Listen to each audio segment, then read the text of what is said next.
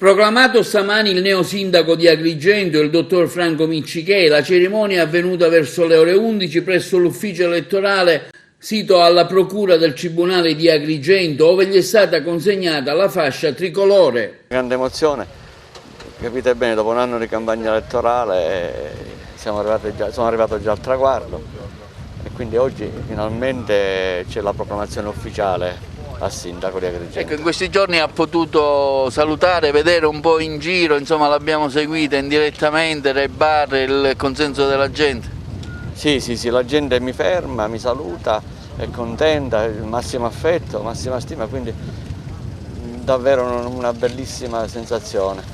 Sull'uscio però già tante problematiche, una per esempio questa dei casi del Covid al Politi, come pensa di risolvere?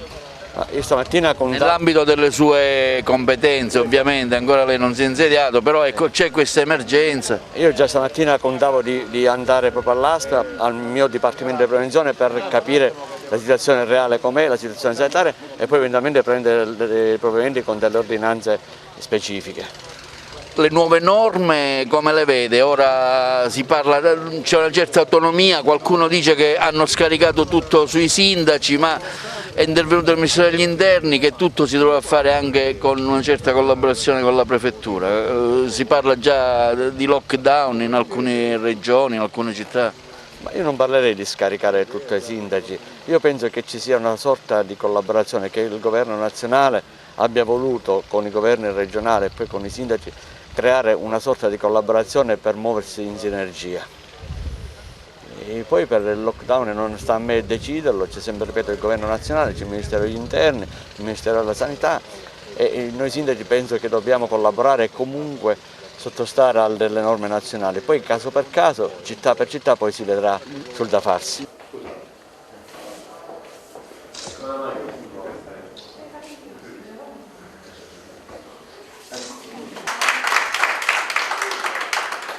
Sindaco, emozionato? Sì, sono emozionato. È una sensazione unica, la prima volta, peraltro mi emoziona anche l'affetto che mi circonda, questa è la cosa più bella, poi il resto verrà dopo.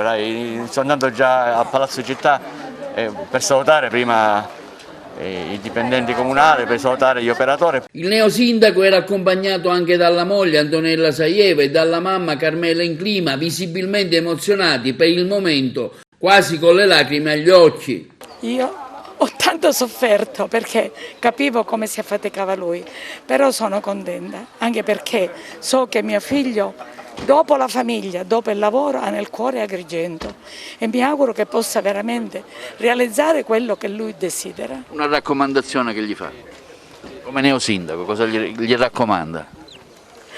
Di essere vicino al popolo, di non essere una persona che si chiude e che acquista un po' di autorità e di essere...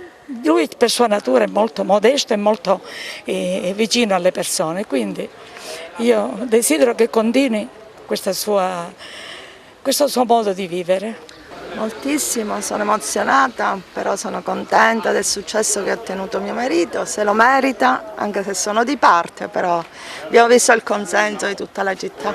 Poi l'insediamento a Palazzo dei Giganti, accompagnato dalla squadra di assessori e di alcuni amici che lo hanno sostenuto fattivamente durante la campagna elettorale. Visibilmente emozionato, il dottore Miccichè ha ribadito che si andrà subito al lavoro e che il primo impegno sarà quello del Covid, considerando anche i casi verificatisi recentemente al liceo Politi che preoccupano tante famiglie. Massima emozione trovarmi in questa stanza, le prime parole pronunciate da sindaco della città.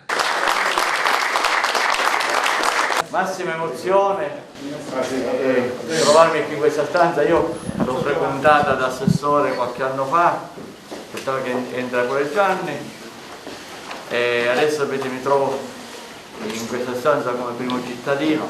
Capite bene la mia emozione, capite bene lo stato d'animo e sempre dico a tutti di iniziare a lavorare immediatamente, propositi ottimi per la nostra Agrigento, impegno, onestà, competenza sia da parte mia che da parte anche della mia squadra di assessori e anche di amici.